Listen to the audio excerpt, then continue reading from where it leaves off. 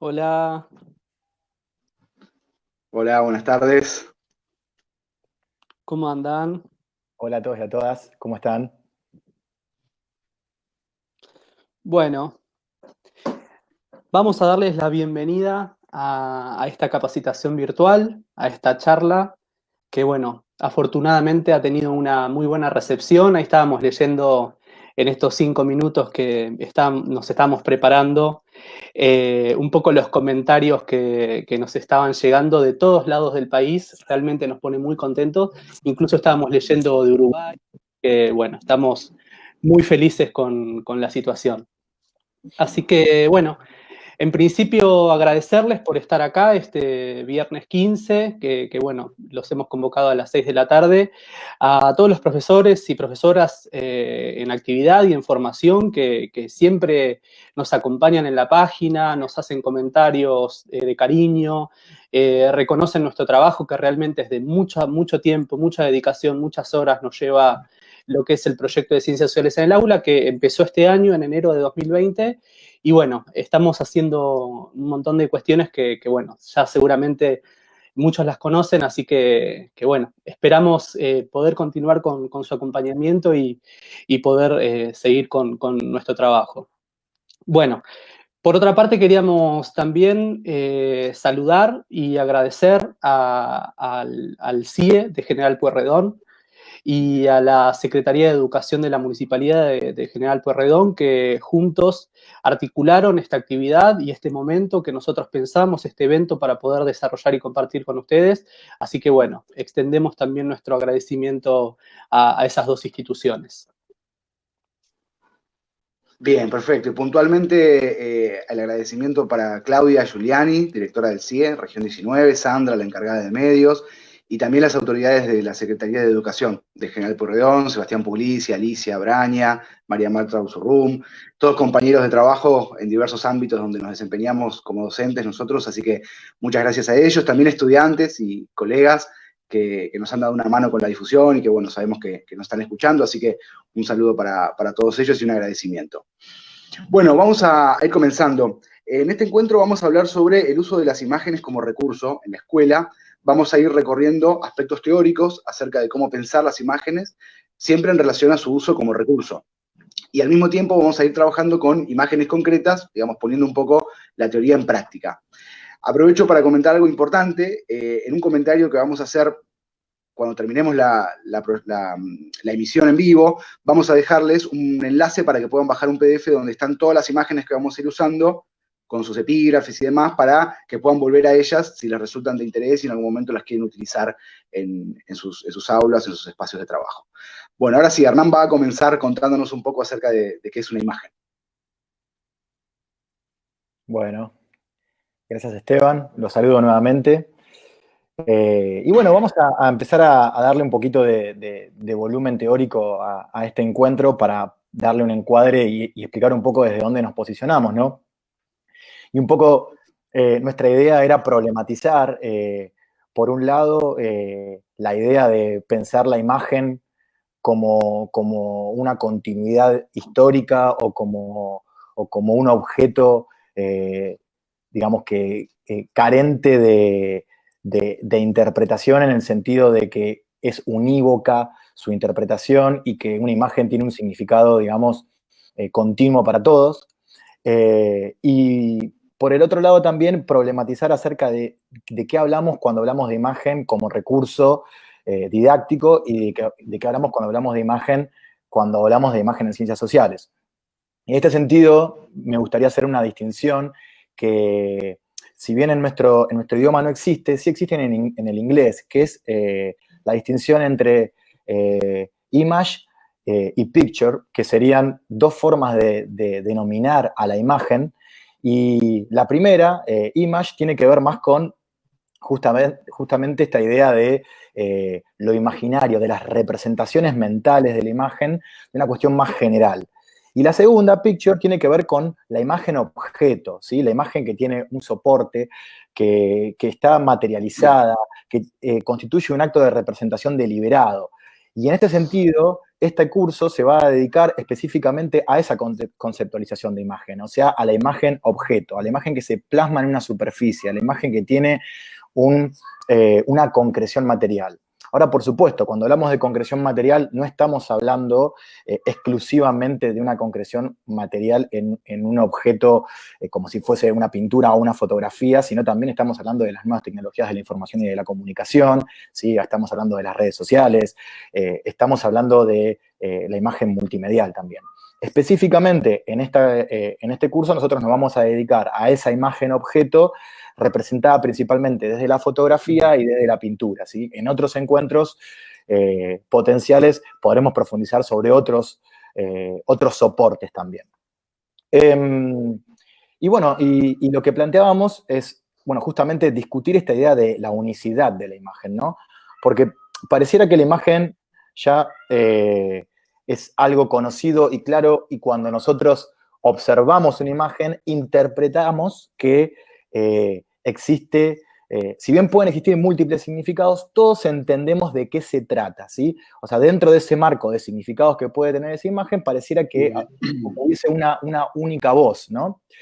Y lo que vamos a ver en este curso también es que esa unicidad de la imagen tiene que ver no solo con el contexto histórico, sino que tiene que ver también con las formas en las cuales esa imagen se propagó y las formas en las cuales esas representaciones, que esas imágenes se presentan en cuanto a práctica social. Entonces, también pensar en la imagen como práctica social es otro de los objetivos que tenemos. Además, y no, un dato no menor, es empezar a pensar también en la imagen como fuente de información, que esto sería también el valor didáctico de la imagen en cuanto a objeto material, en pensar que la imagen es una fuente de información, de reflexión, de debate, y no es solo un objeto decorativo, y que también pensar y problematizar esta idea, por eso nosotros hablamos de más que 1000 palabras, ¿no? Esta idea de, ¿vale una imagen más que 1000 palabras? ¿Qué significa hablar de una cultura de la imagen? Porque cuando hablamos de una cultura de la imagen, también eso implica una jerarquía de saberes. Entonces, una imagen vale más que 1000 palabras. ¿Será esa la jerarquía de saberes que tenemos hoy? ¿Qué dejamos de lado cuando hablamos de imagen? Y en realidad, ¿qué estamos diciendo cuando queremos utilizar la imagen como recurso? Y nuestra idea justamente es pensar en la imagen como un recurso que complementa otros recursos, pero no caer en un fundamentalismo de la imagen, si se quiere, ¿no? Así que también pensar eso. Y obviamente que no es nuestro objeto de este curso hacer un análisis semiológico de la imagen, pero sí pensar en esas cuestiones y pensar principalmente en la forma de recurrir a ellas para la enseñanza y particularmente para la enseñanza de las ciencias sociales. Bueno, es indiscutible, obviamente, el papel predominante que la imagen tiene en nuestra cultura y que ha tenido especialmente a partir del siglo XX. Pero más allá de eso, queremos comenzar yendo un poquito más atrás y mencionando un ejemplo de hace ya varios siglos, del siglo XVII concretamente. Se trata de un libro del teólogo y pedagogo Comenius, ¿sí? Amos Comenius, de quien habrán hablado seguramente en su formación, sobre todo la didáctica magna, ¿no?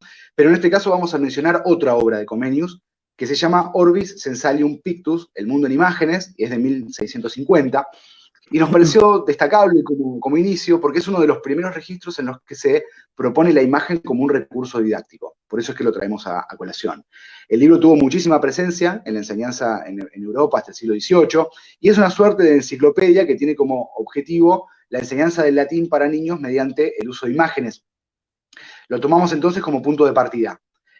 Agrego como dato de color que hay una edición facsimilar muy buena, muy cuidada de este libro del año 2018 de una editorial catalana que se llama Libros del Zorro Rojo, se consigue en Argentina y se lo recomendamos.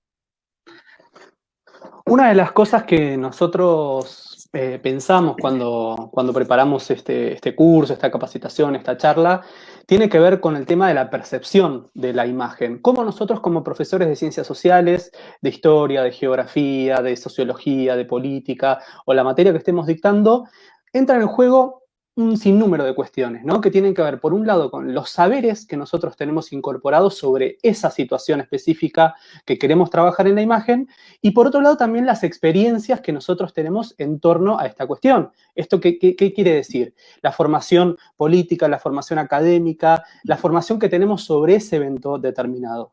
Entonces acá es cuando nosotros como cientistas sociales o como profesores de ciencias sociales empezamos a preguntarnos y preguntarles a los estudiantes sobre la supuesta veracidad o la supuesta neutralidad de la imagen, ¿no?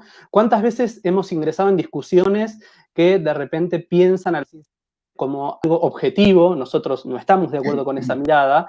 Y también los recortes que genera una imagen también tienen que ver con subjetividades, ¿sí? Entonces, lo que nos preguntamos nosotros, y acá es donde trajimos un trabajito de Walter Benjamin, que justamente él pregunta, ¿puede interpretarse una imagen sin un epígrafe?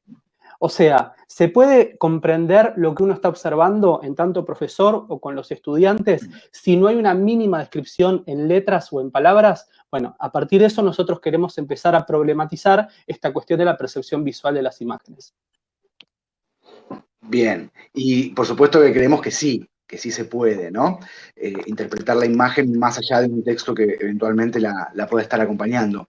La pregunta que nos hacemos es, ¿hasta dónde la observación de una imagen es una experiencia personal y hasta dónde esa subjetividad no está en gran medida mediada por lo colectivo, por lo que podríamos denominar regímenes visuales? Para eso trajimos ahora una imagen que se llama La Revolución de Mayo, es un óleo de Francisco Fortuny, un pintor español que vino a la Argentina a fines del 19, fue ilustrador de Caras y Caretas y uno de los primeros ilustradores de la editorial Estrada también. La pintura es de 1910, ¿sí? 1910. Trata sobre la Revolución de Mayo, pero es de 1910, año del centenario de la Revolución de Mayo. Y nos interesa porque reúne mucho de esto que estábamos discutiendo recién sobre la interpretación de la imagen o la subjetividad en torno a una imagen desde lo individual y desde lo colectivo. Es una pintura que seguramente para alguien ajeno a nuestra escolaridad, como argentinos, en su mayoría que somos los que estamos participando de esta charla, no puede representar mucho más que lo que se ve a simple vista. Pero nosotros, incluso antes de conocer el título, ya deducimos, ¿no?, de que justamente lo que está contando ahí no es una imagen de un cabildo, sino que es de la Revolución de Mayo, concretamente los hechos del 25 de mayo de 1810. En poco más de una semana va a ser un nuevo aniversario de la Revolución de Mayo y como docentes sabemos lo que significa esto en términos de imágenes, ¿sí?, que van a circular, que casi adquieren carácter icónico, ¿no? En este caso será desde la virtualidad, va a ser un 25 de mayo particular, pero justamente nos parece interesante pensar esto de cómo en conjunto o colectivamente nosotros interpretamos o pensamos esa imagen con muchos elementos en común, ¿sí? Ahora Hernán contará un poco más sobre esto de los regímenes visuales.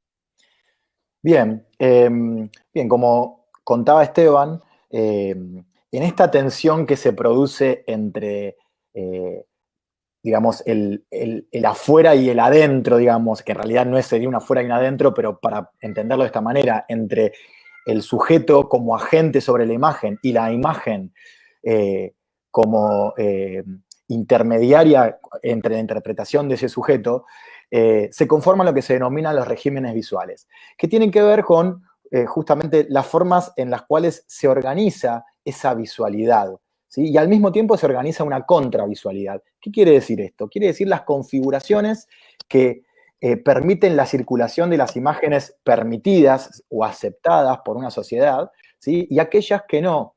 Y que tienen que ver con justamente una representación política, un dispositivo, digamos, de poder, ¿sí?, una cuestión de hegemonía y de contrahegemonía, ¿sí? Pensar la visualidad y la contravisualidad tiene que ver con eso. Y en este sentido, esta imagen que estamos observando de la Revolución de Mayo, si bien para todos los argentinos tiene una significación, evidentemente para otra persona que la vea que no sea argentino, igualmente se enmarca en un canon o en un marco de subjetividades que es común. Ahora, ¿por qué ocurre eso? Bueno, eso ocurre justamente porque hay una disposición de la mirada, hay valores éticos, hay valores políticos, hay valores morales que están incluidos en esos regímenes visuales. Pero al mismo tiempo existen, dentro de esos regímenes visuales, existen las que se denominan las contravisualidades. ¿Qué serían esas contravisualidades? Bueno, justamente esas imágenes que existen, pero que están imposibilitadas de circular o que están fuera de ese contexto de construcción de esa subjetividad. Por ejemplo, podríamos pensar en representaciones artísticas que hoy podrían ser consideradas como arte, pero que en determinado momento, o por ejemplo en el siglo XIX, no eran consideradas de esa manera o eran excluidas, ¿sí?, de esa conceptualización. Y al mismo tiempo también pensar, si bien hay toda una configuración de cómo se dispone lo visual, también hay una configuración o una decisión, si se quiere, social, por eso decimos que la imagen es una práctica social, de aquello que es visible y aquello que es invisible. O sea, por ejemplo, cuando hablamos de la Revolución de Mayo, estamos observando aquí una representación en donde se ven ciertos actores sociales, ¿sí? Pero ¿qué es lo que no se ve en esa imagen? ¿Quiénes son los que no están representados en esa revolución? Porque cuando se habla del pueblo en la plaza, por ejemplo, ¿quiénes son los que no aparecen, que son parte de esa sociedad colonial? Bueno, desde pueblos originarios, mulatos, las clases subalternas o populares, hay un montón de sectores que no se encuentran representados. Entonces también pensar en los regímenes visuales como esa forma de organización de la mirada y que nos permite poner en cuestión, ¿sí? Por tanto, la pregunta sobre qué enseñar o qué ver en una imagen no se puede responder desde una imagen aislada. O sea, no podemos responder desde una imagen aislada qué nos enseña esto sobre la Revolución de Mayo. Tenemos que complementarlo con otros saberes que tal vez involucren otras disciplinas u otras imágenes también. ¿Bien? Todavía vive, es un señor ya muy grande, pero todavía viaja, principalmente igual en Brasil, ahora está sacando mucha fotografía, y siempre sobre el registro de las imágenes en blanco y negro. Así que bueno, no, por ahí llega un poco tarde, pero me gustaría leer a ver qué observan en esta imagen, cómo la describirían si ustedes la trabajaran por primera vez en el aula y se las mostrarían a sus alumnos en el aula. A ver, ¿qué ven? ¿Cómo contextualizarían? Se ve un sinnúmero de personas, ¿no? Muchísimas personas. Ahí Mariano García dice minería a cielo abierto. Lorena Medina dice explotación minera, gente trabajando. Se observan hombres trabajando en malas condiciones. A primera vista se ve explotación, dice Cari Martínez. Se observan en su mayoría hombres, tal cual, refugiados. Bueno, ven, hay un sinnúmero de interpretaciones que se pueden dar a partir de lo que uno describe, ¿sí? Ahora, cuando uno toma el camino de la, digamos, contextualización y estudia sobre la situación de lo que hay detrás, empieza a indagar sobre lo que realmente quiere mostrarnos Sebastián Salgado en esta imagen. Piensen que en estos años, 1986, Brasil estaba viviendo una dictadura militar, ¿sí? La última dictadura de este país latinoamericano. Y una cuestión importante ver es que esta imagen sacada, esta fotografía sacada en 1986, él tuvo que pedir un permiso y recién a los 6 años le otorgaron el permiso para poder llegar a lo que es Serra Pelada. Serra Pelada queda en el estado de Pará, en el norte de Brasil, al sur de Belén, que es la ciudad que está, digamos, en la desembocadura del río Amazonas, para que se ubiquen geográficamente. Bueno, ahí veo que están comentando capitalismo, explotación, tal cual.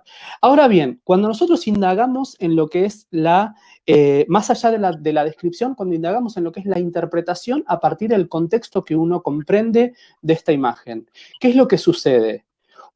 Lo que sucede con esta situación de Gold, que fue un libro que escribió, una de fotografías de Sebastián Salgado, es que pareciera que estos trabajadores están explotados por parte de una empresa. Sin embargo, no.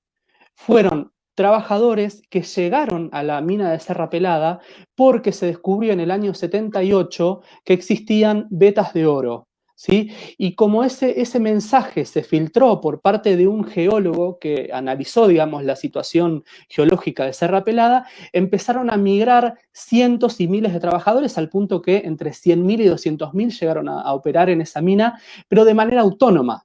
Entonces, ¿a qué vamos con la situación? Que si uno no conoce el contexto de estas imágenes o de estas fotografías, raramente pueda transmitirle a los estudiantes lo que realmente sucedió. Que en este caso eran personas que por su propia voluntad, y ahí podríamos decir, bueno, propia voluntad hasta dónde, porque ellos en definitiva buscaban el frenesí que les entregaría el oro, ¿sí? Pero hasta dónde ellos eran, digamos, propietarios de su propio cuerpo, en ese sentido. Entonces, bueno, hubo miles de muertos por deslaves, porque se profundizó en la mina más de lo que debía hacerse, no hubo control del Estado. Luego el Estado intervino con los militares y hubo un terrible enfrentamiento. Bueno, pero entonces, para terminar con esta imagen, lo importante es siempre tener en cuenta estos 3 momentos que hoy planteaba Esteban para poder trabajar fuertemente una imagen en el aula. Bueno, muy bien. Bueno, vamos ahora a realizar un recorrido por diversos tipos de imágenes para ver sus características y para pensar un poco en su valor didáctico, ¿sí? Y vamos a comenzar por una pintura muy famosa, que es La consagración de Napoleón, de Jacques-Louis David, que se pintó entre los años 1806 y 1807. También es conocida como la coronación de Napoleón. Y es muy interesante para pensarlo, para pensar en esta lógica de la que estábamos hablando previamente, de cuáles son los significados que tienen en cada uno de los contextos históricos y los contextos sociales las imágenes, porque hoy esto es una obra de arte, ¿sí? Claro. Consagrada como obra de arte, o pensada, y de hecho está en el Museo del Louvre, ¿sí? Y es una de las obras más visitadas, pero en su momento, cuando fue encargada por Napoleón justamente, y David era su pintor personal, si bien tenía un valor artístico muy importante y un prestigio artístico muy importante, también tenía otro valor, que es un valor que tal vez hoy podríamos llamar propagandístico, si se quiere, ¿no? Pero no quiere decir que sea la propaganda del siglo XX, ¿no? Pero para ese momento la idea, ¿cuál era? Difundir o mostrar no solo la coronación de Napoleón, sino el triunfo del imperio napoleónico, ¿sí? El triunfo del Estado laico, si se quiere, sobre el antiguo régimen o sobre, digamos, el poder de la iglesia, Ahí principalmente. Florencia Lorea dice resaltar el nacionalismo. También, bueno, tal cual, ¿sí? Sí, el nacionalismo, digamos que también, a ver, el concepto de Estado-nación se consolida también a partir de esa etapa histórica, ¿sí? De fines del siglo XVIII y principios del siglo XIX, y esa consagración de, digamos, utilizar cierta simbología que en un momento tenía que ver con un panteón religioso, bueno, empezarla a pasar a esta idea del Estado, ¿no?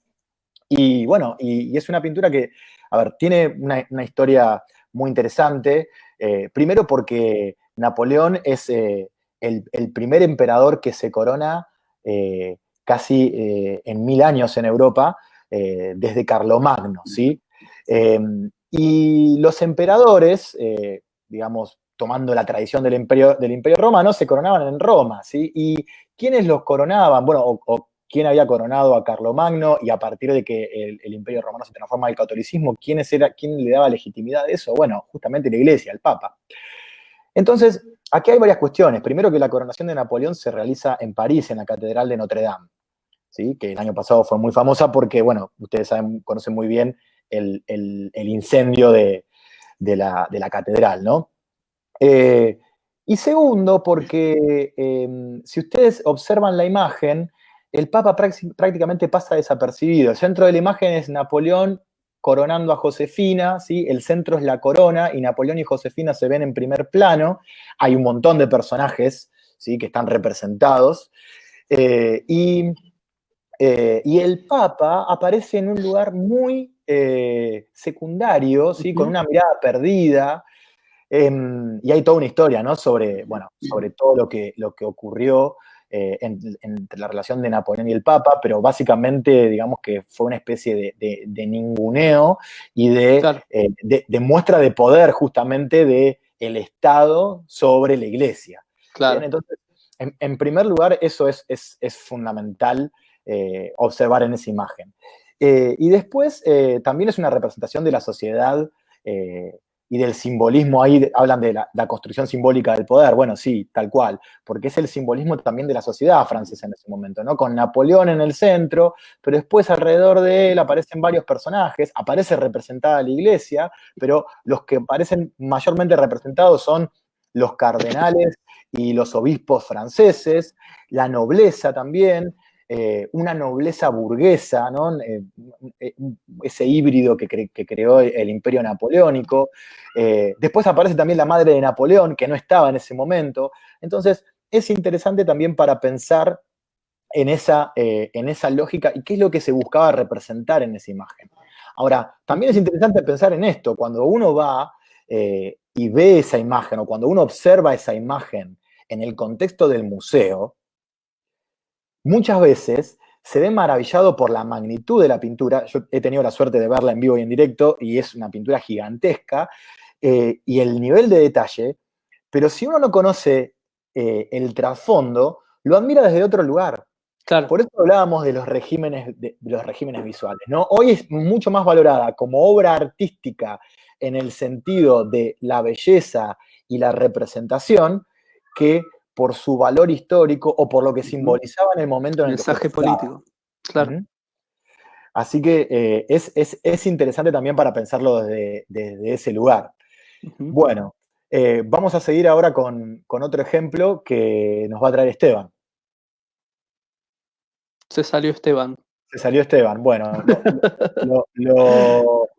bien, no había visto que se había ido. Bueno, puede pasar que haya algunas fallas, así que voy a hacer la descripción yo. ¿Sí? Vamos a seguir con el mismo periodo, pero... Famoso cuadro, ¿no?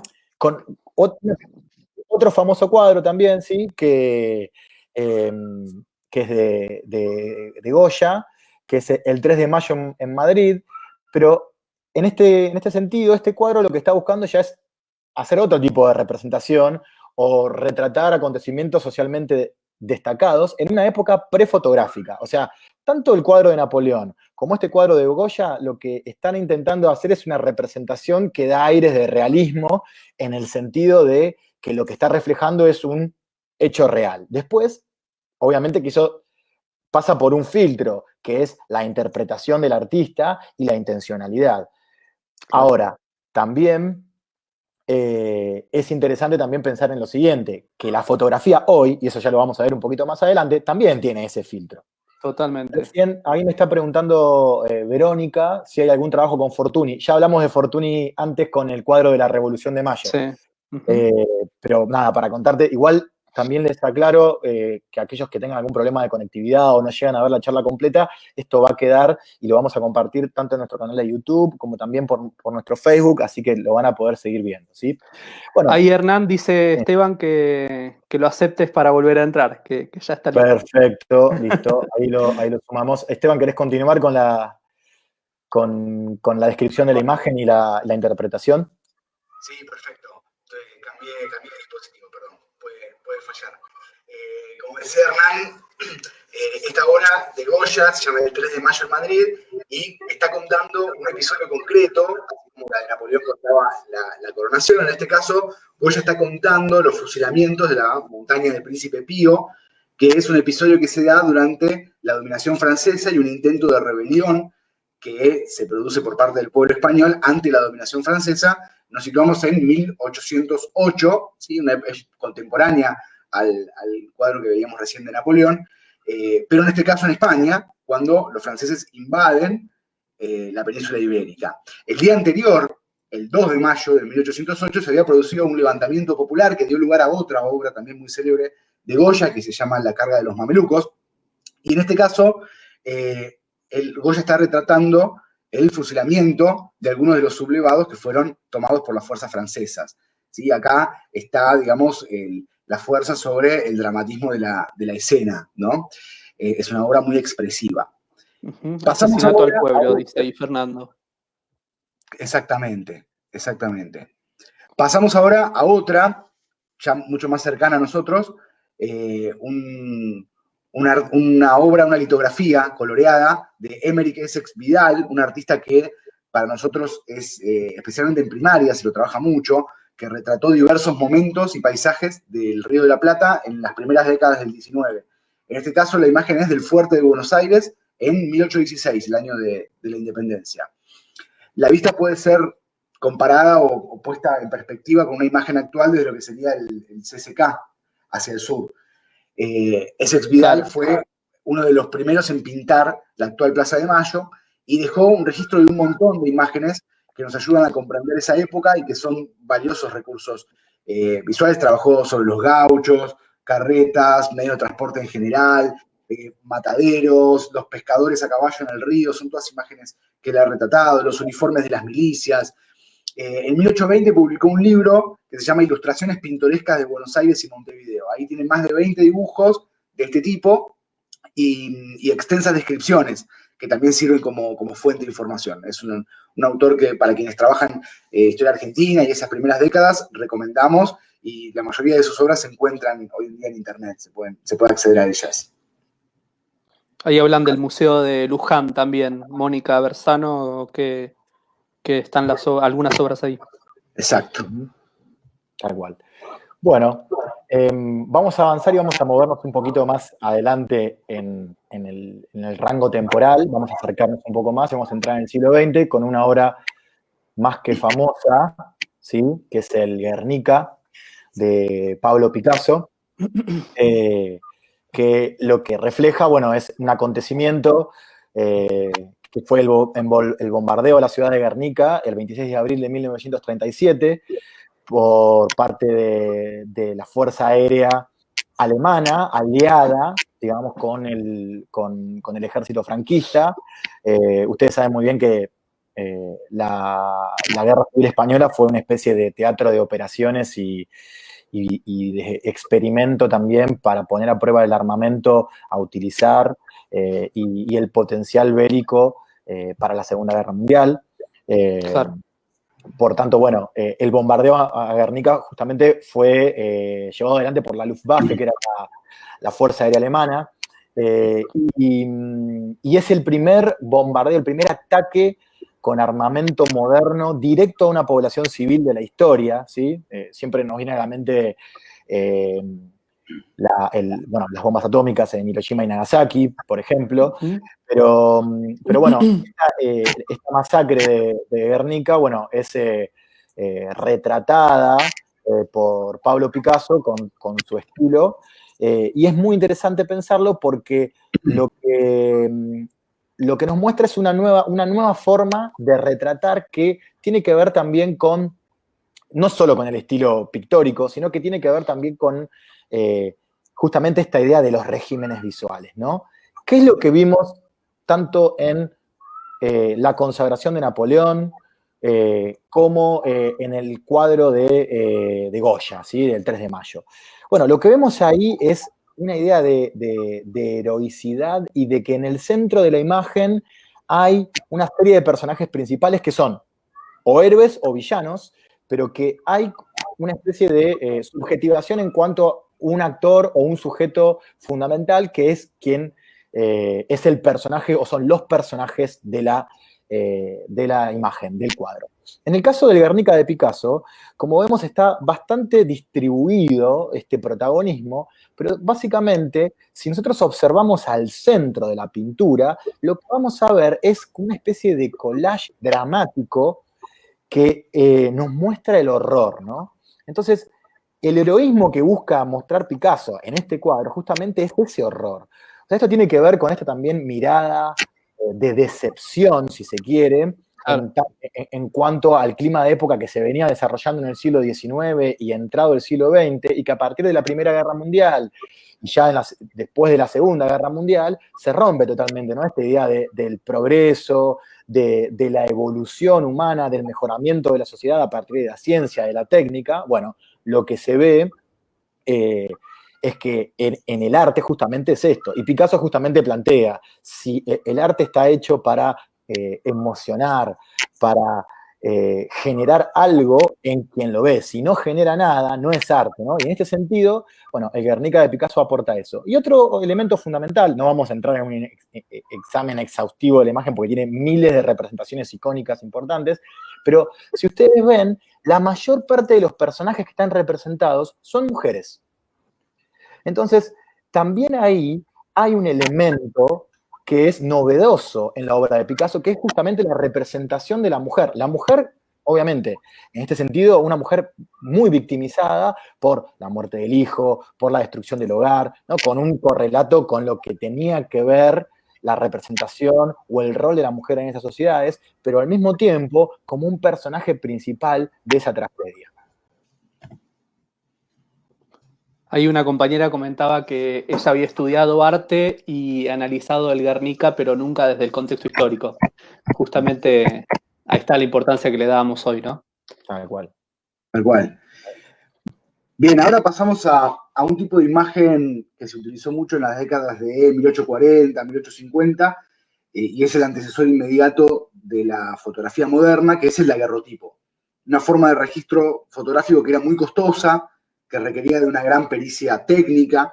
La imagen quedaba grabada en una lámina de plata mediante un proceso químico, y en general por eso se realizaban la mayoría de los daguerrotipos en estudios. El que compartimos con ustedes es un daguerrotipo que tiene un valor especial, obviamente, porque es la única imagen original que se conserva de una sesión en la que fue retratado el general San Martín. Es de 1848, 2 años antes de su muerte. El detalle que tiene esa imagen es impresionante. Sí, tiene un nivel de detalle muy grande. Y la sesión se hizo por insistencia de su hija, de Mercedes. Dicen que se tomaron 2 daguerrotipos distintos y este es el que se conserva. Y que dio lugar a un montón de otros retratos que se hicieron luego de San Martín, pinturas, monumentos, billetes. Y para continuidad con el tema de daguerrotipos, tenemos otro para mostrarles, que está muy bueno también, que es raro porque no hay demasiados, como les comentaba, daguerrotipos de exteriores, o eran menos comunes por lo menos que los daguerrotipos en estudio, que es uno de los primeros que hay tomados en Buenos Aires. ¿Sí? La imagen es de la recoba que dividía lo que hoy es la Plaza de Mayo hacia fines de la década de 1840 también. ¿Sí? Probablemente sea del mismo año, dicen 1848, 49, del mismo año que la de San Martín. Esa recoba funcionaba como un mercado y dividía lo que era la Plaza de la Victoria, que estaba del lado del Cabildo y de la Catedral, y la Plaza del Fuerte, que estaba donde hoy está la Casa de Gobierno, y en ese momento antes estaba el Fuerte y luego se construyó la Casa de Gobierno. Hay una serie de daguerrotipos similares en esta misma colección, todos son de fines del periodo de Rosas, piensen, 1848, 49, todavía el gobernador de la provincia de Buenos Aires era Juan Manuel de Rosas. Bueno, ahora vamos a avanzar, vamos a abandonar el... 150 años avanzamos. Exactamente. Vamos a avanzar, vamos a dejar un poco el daguerrotipo de lado y vamos a entrar ya en la fotografía, que se empieza a usar aproximadamente a partir de 1860, de esa década, se empieza a difundir con mayor asiduidad, pero siempre con dificultades técnicas, con equipos muy grandes, que complicaban también las tomas de exteriores. En alguna otra oportunidad vamos a trabajar, seguramente, si podemos, algunos de los primeros fotógrafos que hubo en la Argentina, como Esteban Gonet, Cristiano Junior, que fueron pioneros de la fotografía argentina, inclusive también en exterior. Pero bueno, hoy vamos a arrancar con otro tema, vamos a hablar de otra cuestión de la fotografía, que es otra rama, que sería la fotografía de periodismo, el fotoperiodismo, y ahí Hernán nos va a mostrar y nos va a contar sobre una imagen famosa al respecto. Bueno, bien, acá primero vamos a hablar un poquito de qué se trata el fotoperiodismo, ¿no? Porque tiene que ver también, pensando, por ejemplo, en la historia, ¿no? Con esta lógica de empezar a utilizar otro tipo de fuentes que tiene que ver con la historia reciente, básicamente, que es una rama de la historiografía que muy discutida durante mucho tiempo, pero que tiene que ver con analizar procesos traumáticos para las sociedades, ¿no? Y esto, digamos, empieza a problematizarse a partir del estudio del nazismo alemán, pero después, posteriormente, también la Guerra Civil Española, el genocidio armenio, y en el caso de Argentina, la última dictadura cívico-militar. Pero también nosotros como sociedad hemos pasado por muchos procesos traumáticos, y en ese sentido, la fuente audiovisual, ¿sí? Los relatos orales, las noticias periodísticas y la fotografía son fuente fundamental. Y en este caso nos encontramos con una fotografía muy famosa, que es el asesinato de Costecchi y Santillán, en el 2002, el 26 de junio de 2002, durante el gobierno de Duhalde, ¿sí? En lo que se conoció como la masacre de Avellaneda. Es muy interesante esta fotografía por su valor, no solo como fuente histórica, sino como evidencia para los juicios que se llevaron adelante y para poder esclarecer el hecho que había ocurrido. Para poner un poquito en contexto, ustedes saben muy bien que entre los años, a fines de la década de los 90 y a principios de la década del 2000, Argentina se encontraba en una crisis socioeconómica muy fuerte y que el movimiento piquetero, digamos que canalizó un montón de demandas de los sectores más rezagados de la sociedad argentina. En este sentido, el 26 de junio del 2002 hubo una movilización muy fuerte en Puente Avellaneda, en la cual hubo una represión muy fuerte y que resultaron muertos Costecchi y Santillán. En esa represión, el relato oficial, y esta fotografía fue la tapa del diario Clarín del día posterior, decía básicamente, el título decía, la crisis causó 2 nuevas muertes. Y el relato oficial... Sí, ahí Pablo Lizárraga ya te anticipó el título. Me anticipó. Sí, está bien los comentarios. Gracias, Pablo. Tal cual. Porque básicamente el relato oficial, ¿qué es lo que decía? Que había sido un enfrentamiento entre los mismos piqueteros incivilizados que se habían matado entre ellos, básicamente. Un poco para resumir rápidamente el argumento, ¿no? Y el comisario, bueno, que fue uno de los autores materiales del hecho, además del responsable del operativo, había planteado esa situación. Ahora, esta serie de fotografías, porque no es una sola fotografía, tomadas por Pepe Mateos, justamente empiezan a develar que cuando el comisario decía que tanto Costecchi como Santillán estaban muertos, bueno, se ve que Darío Santillán todavía estaba vivo antes del momento del asesinato, ¿sí? Y se ve toda la secuencia en la cual se intenta escapar y después es acribillado. Y después hay testimonios también, bueno, de testigos, pero básicamente el registro fotográfico fue la evidencia que sirvió para justamente esclarecer el hecho y negar justamente la versión, entre comillas, oficial que se había planteado en primera instancia. Ahora, es interesante también para plantear, bueno, cuál es la intencionalidad de una foto, porque como decíamos antes y cuando hablaba Diego de lo que planteaba Benjamin, ¿sí? Una foto puede funcionar sin un epígrafe, ¿no? O sea, fíjense ustedes cómo la misma fotografía que sirvió para esclarecer un asesinato, al mismo tiempo sirvió para legitimar un relato, porque la tapa de Clarín decía la crisis causó 2 nuevas muertes y tenía esta fotografía. Ahora, esta misma fotografía, contextualizada desde otro lugar y Claro, puesta en el contexto de el asesinato y de los testigos y canalizada también con otras fuentes, nos puede aportar otro tipo de información. Entonces también... ahí Cecilia León dice justamente un título o un epígrafe puede inducir la interpretación de la imagen. Tal cual. Obviamente. Tal cual. Por eso decíamos al principio discutir la voz única de la imagen, ¿no? La objetividad de la imagen. ¿Sí? Si bien es muy importante eso, es también importante tener y trabajar didácticamente esos elementos, esas instancias para poder analizar y profundizar ese análisis crítico.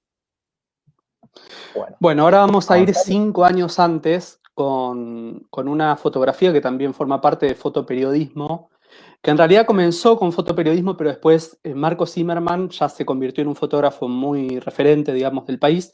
También, al igual que Sebastián Salgado, se basó en la fotografía en blanco y negro y de hecho el año pasado o en 2018 sacó un libro muy famoso que se llama Argentinos, que justamente se trató de un recorrido por todas las rutas del país, justamente para retratar estas situaciones.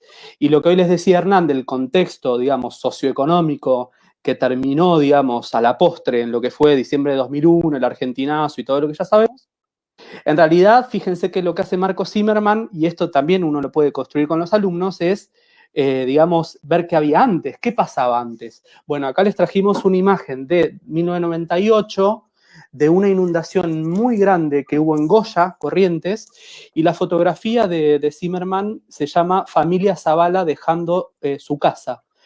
¿En qué consistió? En que justamente esa inundación lo que hizo fue poner en evidencia la situación social que se estaba viviendo en todo el país, pero principalmente en las provincias donde las necesidades básicas insatisfechas son terriblemente graves. Y en este caso lo que hizo fue, viajó a Goya para justamente retratar esta situación. Fíjense, una familia muy numerosa, fíjense las condiciones de las viviendas, de la vivienda de la familia, subido es un barco, digamos, la expresión de los rostros, ¿qué nos puede mostrar?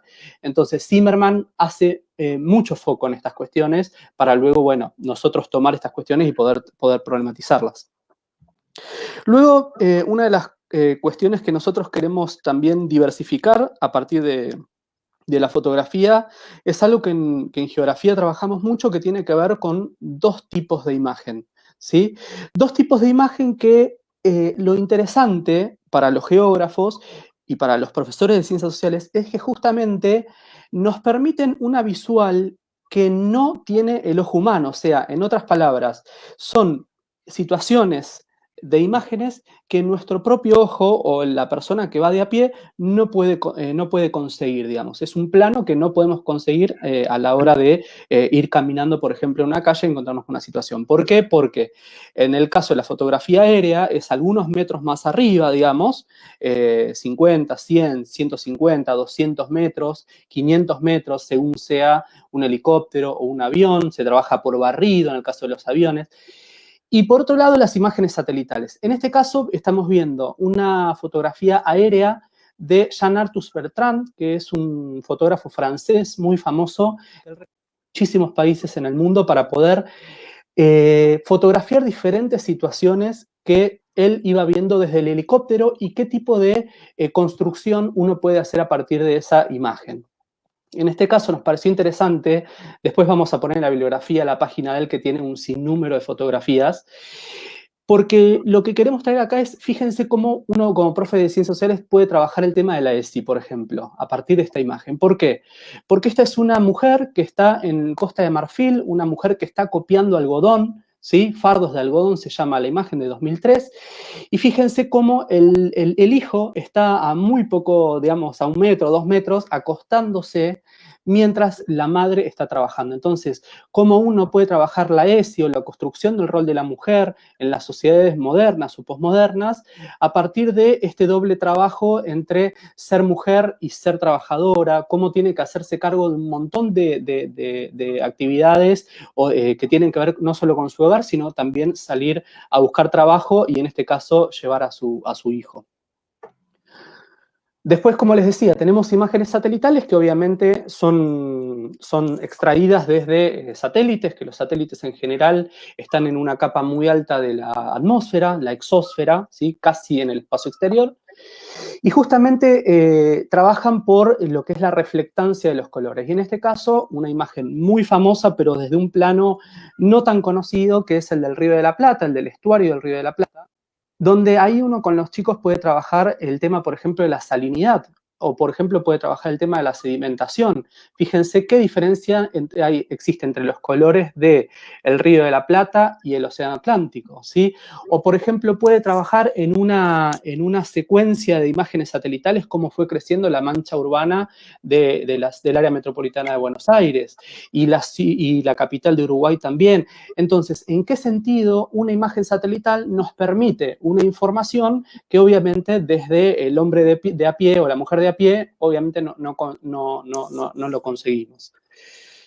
Luego tenemos otras dos imágenes satelitales que nos parecieron muy interesantes. Fíjense cómo acá, volviendo al tema de la interpretación, se puede trabajar el tema de los problemas ambientales, ¿sí? A la izquierda tenemos una imagen en Argentina, en la provincia de Catamarca, que ahí vi que algunas personas estaban saludando desde Catamarca, y sobre la derecha tenemos un campo, aunque no lo crean, es un campo en Egipto, ¿sí?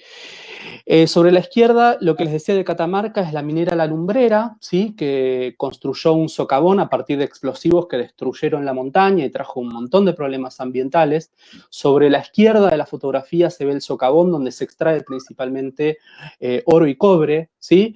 Y sobre la derecha, no sé si ven que es un cuerpo de agua que tiene una coloración entre gris y verde, que justamente tiene que ver con el lixiviado o sopa química que justamente sale del cianuro que es utilizado para extraer ese oro, ¿sí? Entonces, ¿cómo a partir de esa imagen satelital uno puede trabajar digamos, un sinnúmero de problemáticas ambientales, como en este caso la contaminación del agua, la contaminación del aire por explosivos, la muerte de animales por el consumo del agua que se filtra, ¿sí? Entonces, todo este tipo de cuestiones, y fíjense, en el caso de la derecha, lo interesante acá, ustedes dirán, ¿dónde hay un problema ambiental si son campos, ¿sí?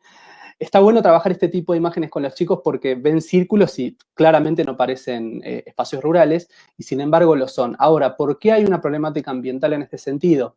Porque estos campos crecen de alguna manera, ¿no? Son construidos por las sociedades en el desierto, pleno desierto del Sahara, y justamente lo que hacen es tomar agua fósil. ¿Cuál es el problema ambiental de tomar agua fósil? Que vos estás consumiendo un agua a muchos metros, muchísimos metros de profundidad, y es agua que no se renueva sino en millones de años, digamos. Entonces, la imagen satelital es muy reveladora en ese sentido. Después teníamos una imagen satelital, no, perdón, otra fotografía aérea, volviendo, bueno, la historia de esta fotografía es muy interesante, es muy loca, seguramente la recuerdan porque fue en el año 2018, ¿sí? Perdón, hay un error, es de 2008, ¿sí? Survival de Miranda es 2008, hace 12 años. Y fíjense que fue una tribu amazónica que fue descubierta por un helicóptero, ¿sí? Descubierta por el Estado brasilero, por un helicóptero. Y que fíjense lo interesante, ¿no? Porque esto, cuando preparamos la charla con Hernán, nos retrotrajo a 500 años atrás en lo que tiene que ver con la colonización. ¿Por qué? Es el encuentro de una tribu originaria que no había sido nunca descubierta por el Estado brasilero, y sin embargo, en pleno siglo XXI, nos encontramos con civilizaciones que tienen otro tipo de construcción del espacio. Y lo interesante, y nos reíamos acá con los chicos, que la segunda secuencia, la segunda imagen, que no se las trajimos, pero se las podemos compartir después, es que justamente esta cuestión de la construcción de la otredad, ¿en qué sentido? Que ellos, como nunca habían visto un helicóptero tan cerca de su comunidad, atinaron a tirarle flechas. O sea, fíjense este tipo de tensiones que muchas veces se dan en torno a una fotografía, ¿no? Entonces, bueno, pensamos en cómo había sido la construcción de la visión del pueblo originario cuando llegó Colón en 1492, por ejemplo, ¿no? Al ver un objeto extraño como eran las carabelas, ¿no?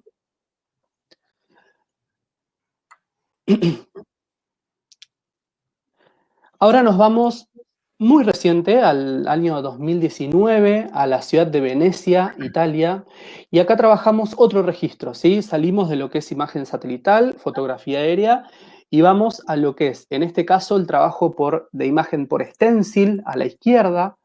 No sé si ven que es una niña con una bengala, ¿sí? La hizo Banksy, el famoso artista callejero que no se conoce, digamos, porque él procura, digamos, llevar adelante sus obras artísticas en muros y en paredes sin que sea descubierto.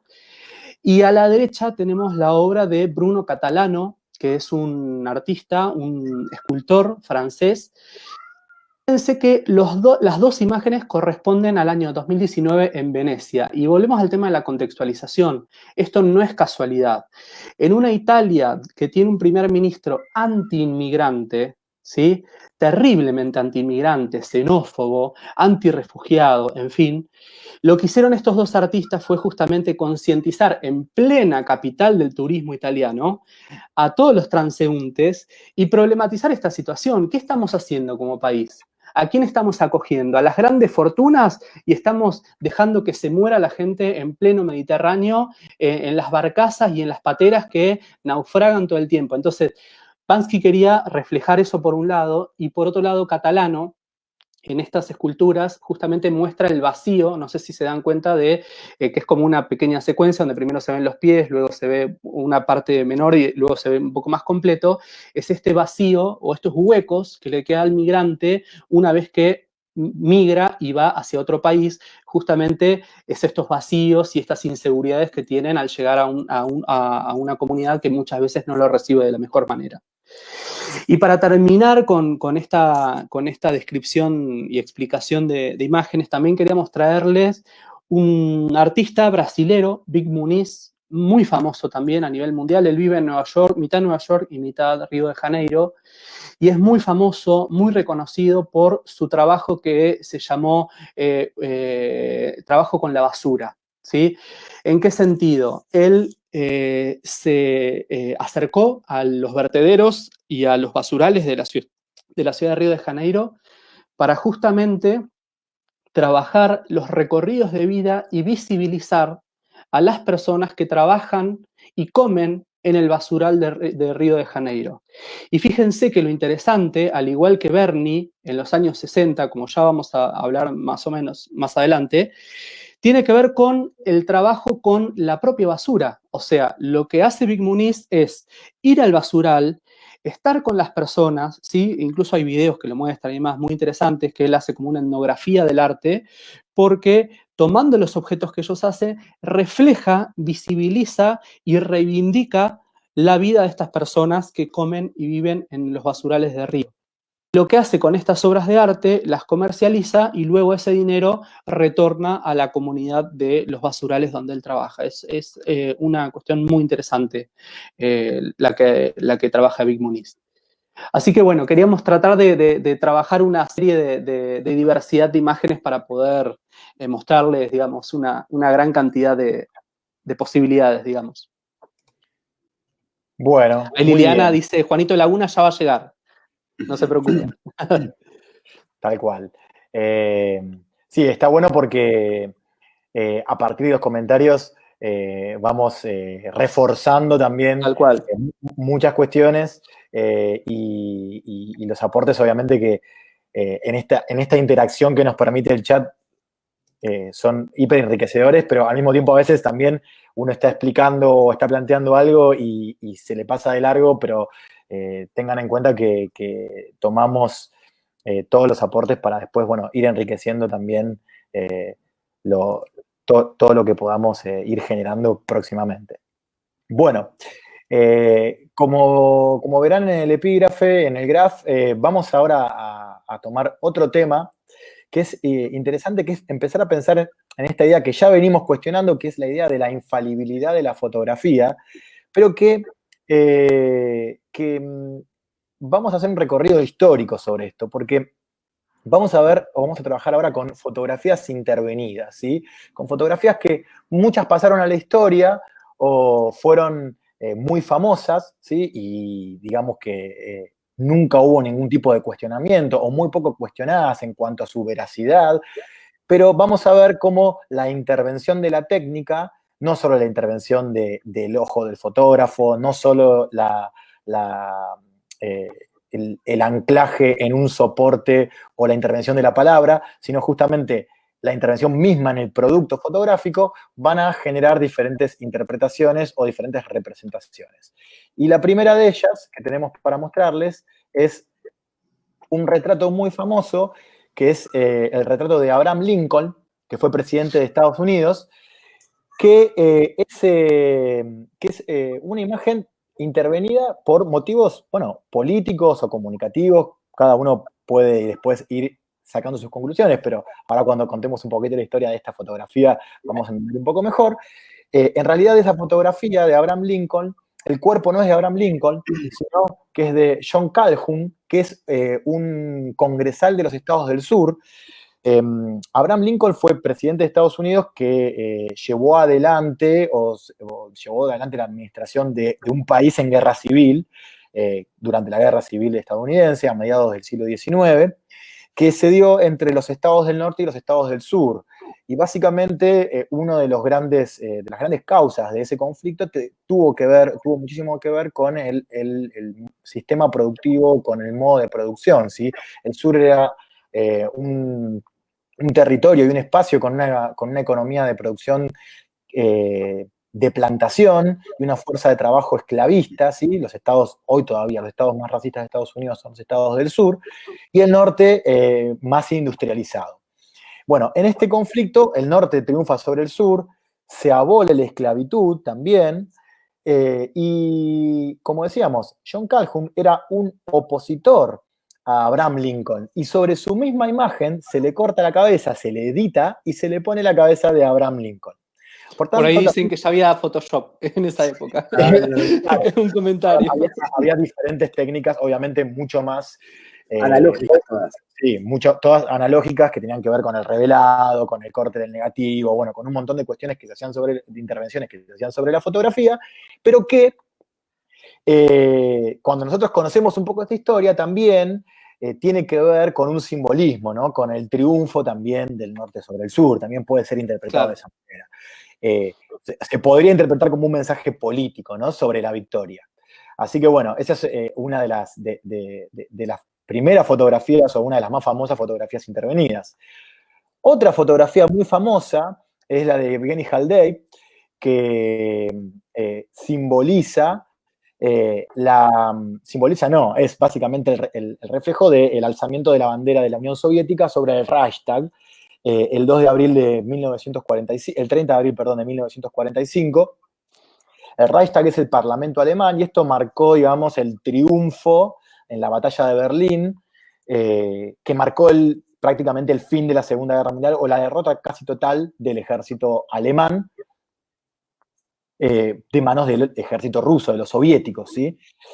Y esta fotografía también es muy famosa porque todavía hoy es utilizada con fines políticos, con fines propagandísticos, para la historia de Rusia actualmente, que ya no es la Unión Soviética, sino que es Rusia. Ustedes saben que la Unión Soviética se desmembró en 1991. Habla de este conflicto como la segunda gran guerra patriótica. La primera gran guerra patriótica o la primera gran guerra patria es contra Napoleón, contra el Imperio Napoleónico, y la segunda es contra el Tercer Reich, ¿no? Contra el Imperio Alemán nazi. Entonces, en esta fotografía, aquí vemos las dos imágenes, vemos una imagen, la imagen de la izquierda de su pantalla, es la imagen original, sí, que está mucho más limpia, si se quiere, que la imagen de la derecha, que es, que es la imagen intervenida. La de la izquierda es la original, la de la derecha es la intervenida.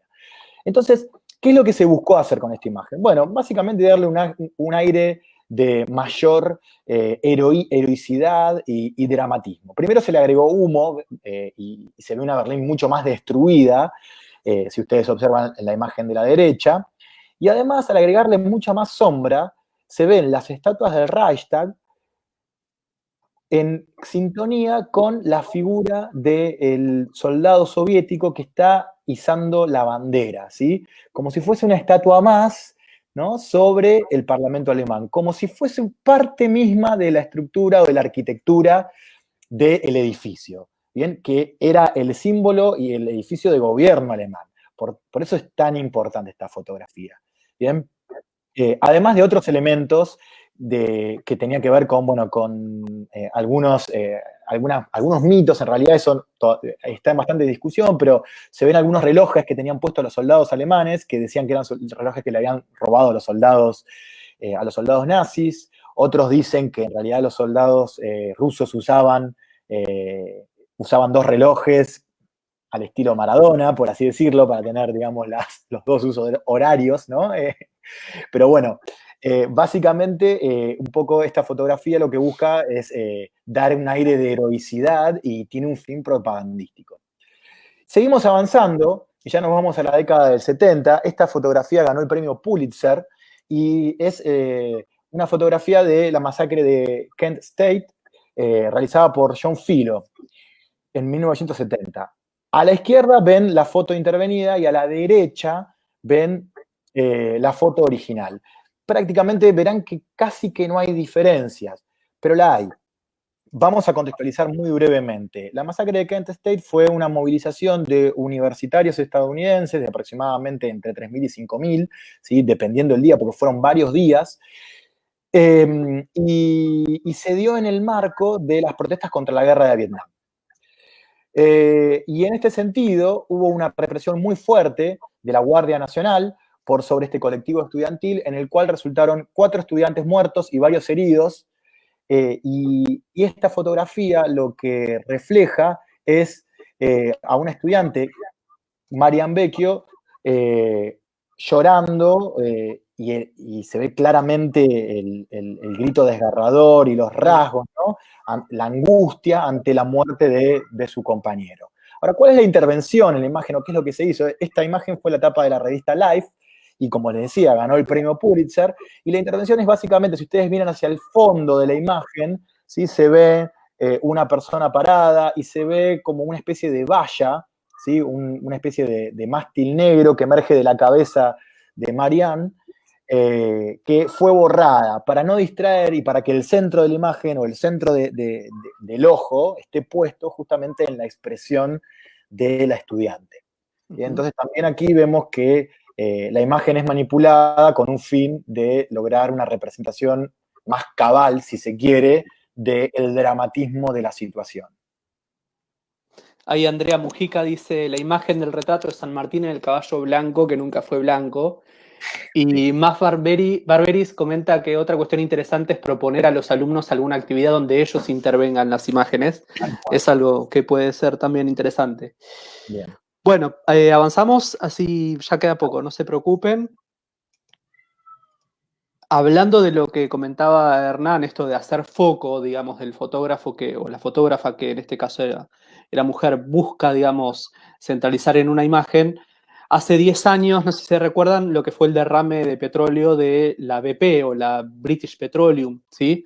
En el Golfo de México. Y fíjense lo que hizo la portada de The Economist, una revista bastante conocida en Estados Unidos, es justamente buscar esta figura épica del presidente Obama en aquel momento, ¿no? Esto de Obama versus BP.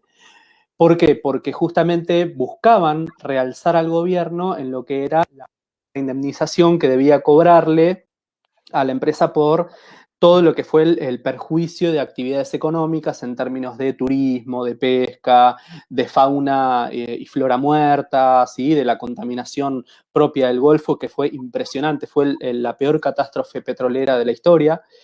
Y justamente la imagen, en función de lo que venía diciendo Hernán, la imagen real, la fotografía real es la de la derecha. Y fíjense que Obama está observando hacia el suelo con 2 personas que le están, no sé, especialistas que le están comentando algo. Y justamente lo que hizo la fotógrafa, que luego lo terminó confesando, digamos, es que eliminó deliberadamente a estas otras 2 personas que estaban hablando con Obama para darle esta función, digamos, mucho más reflexiva y de poder a Obama, como que realmente él es el que está pensando la estrategia de enfrentamiento, en teoría, a la BP para poder sobrellevar la situación. Bien. Bueno, me sumo a lo que decía hace un rato Hernán. Muy, muy interesantes todos los comentarios y los aportes que va haciendo la gente. Recién alguien hablaba de memes, el vínculo con fake news. Bueno, hay muchísimo que después espero que podamos volver a mirar todo esto con más detenimiento y con la posibilidad de prestarle atención a cada uno de los comentarios porque hay cosas muy, muy interesantes. Bueno, esta imagen es probablemente la más graciosa que vayamos a trabajar en este encuentro. Es una imagen alterada, obviamente, del original, donde se superpone la cara del líder alemán, Adolf Hitler, sobre el cuerpo de otra persona. Y podemos ver un caso significativo, diríamos, de manipulación de imagen, en este caso con el objetivo de desinformar. Ni siquiera de generar un relato, simplemente de desinformar y de abonar a un relato cuestionable.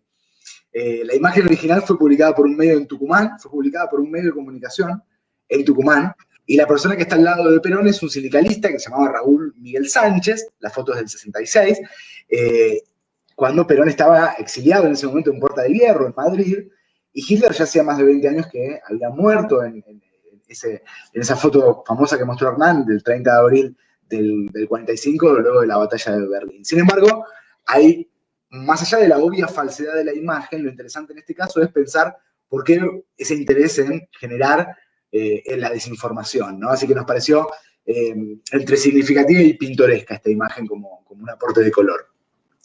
Bueno, ahora sí llegó Juanito Laguna y Diego tiene algo para decir sobre eso. Estaban pidiendo a Juanito Laguna, bueno, nos trajimos Sí. a Juanito Laguna. Porque bueno, para ir terminando con nuestra charla, justamente queríamos trabajar el tema de cuál es el uso didáctico y por sobre todas las cosas, cuál es la problematización que nosotros tenemos que hacer para poder pensar en términos problemáticos y críticos a las ciencias sociales.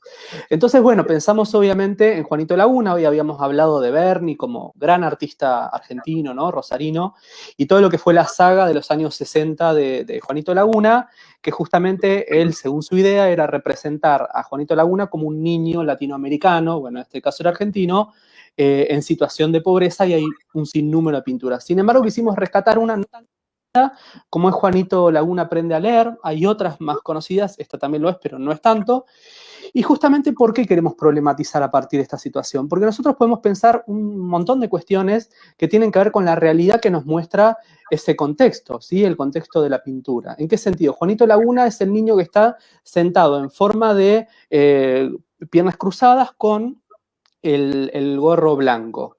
Y está aprendiendo a leer, porque así se llama la imagen, con una persona que está leyendo parada de delantal rojo, que no se sabe, realmente no se sabe porque nunca lo explicó Berni, si ella es una maestra o si es una persona del barrio o si es una persona de la familia de Juanito Laguna.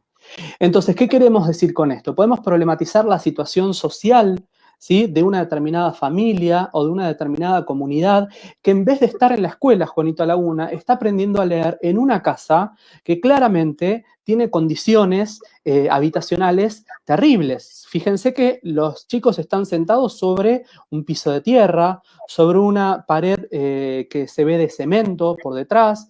Sobre la izquierda se ve un niño que está mirando hacia abajo muy opacamente, ¿sí? Y por otro lado, si observan sobre el fondo, aparece un cuadrado rojo que es una tela que está agarrada con diferentes alambres. Eso tiene dos interpretaciones, ¿sí? Por un lado, los más positivos, digamos, las interpretaciones más optimistas, dicen que eso refiere a un sol, que es el hecho de que Juanito Laguna, con su alfabetización y con su lectura, puede avisorar un futuro, ¿sí? Y por otro lado están las interpretaciones pesimistas, que tienen que ver con que eso es una ventana que está tapiada a un futuro, ¿sí? Entonces, como muchas veces esas interpretaciones pueden llegar a una problematización sobre lo que son las necesidades básicas insatisfechas de una población, cuáles son las causas que llevan a esa situación, cuáles son las consecuencias y qué es del futuro de Juanito Laguna. Entonces, bueno, les trajimos esta imagen como muy pragmática porque sabemos que en primaria se trabaja muchísimo. Bien, y ya para ir cerrando, vamos con una de las últimas imágenes. En este caso, así como Diego hablaba de cómo la imagen nos permite problematizar, vamos ahora a aportar acerca de cómo nos puede también brindar información. César Hipólito Bacle fue el litógrafo suizo autor de esta imagen que estamos viendo. Él trabajó en Buenos Aires en la década de 1830 aproximadamente y es autor de muchas publicaciones de este tipo que nos ayudan a comprender más, como veíamos a Essex Vidal hace un ratito, el Buenos Aires de las primeras décadas del siglo XIX.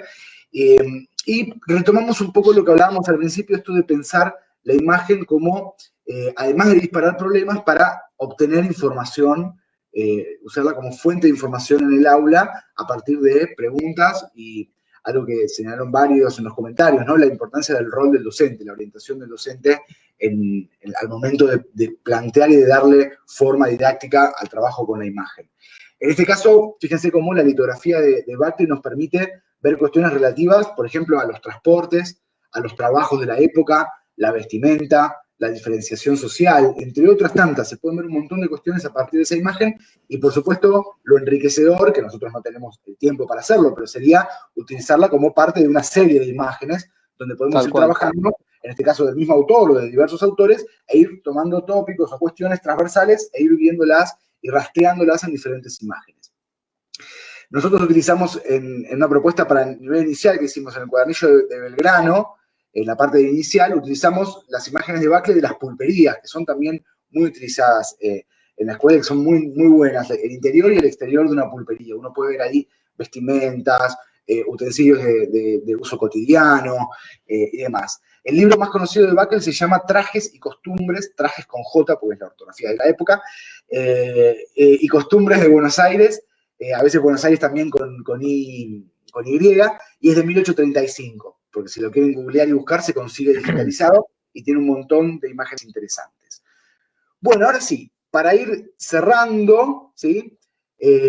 Vamos a hacer una referencia general acerca de las situaciones de enseñanza que se pueden pensar cuando trabajamos la imagen entendida como recurso didáctico. Vamos a hacer un par de ejemplos nada más. Las posibilidades son múltiples y mucho ha aparecido también en los comentarios que ustedes han hecho al video. Escritura de epígrafes es una actividad que recomendamos particularmente para primaria, a partir de la información que nos dan las imágenes, sumada a otra que podemos ir, haber trabajado a lo largo de una secuencia, por ejemplo, podemos pedirle a los chicos que escriban epígrafes.